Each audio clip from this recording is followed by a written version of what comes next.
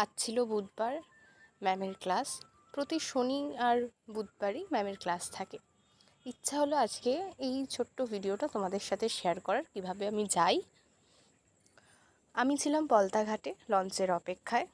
Launch চলে এসেছে, আমিও লঞ্চে উঠে পড়েছি।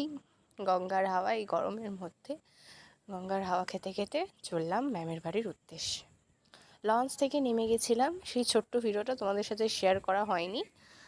দিয়ে হাঁটছি ম্যামের বাড়ির উদ্দেশ্যে।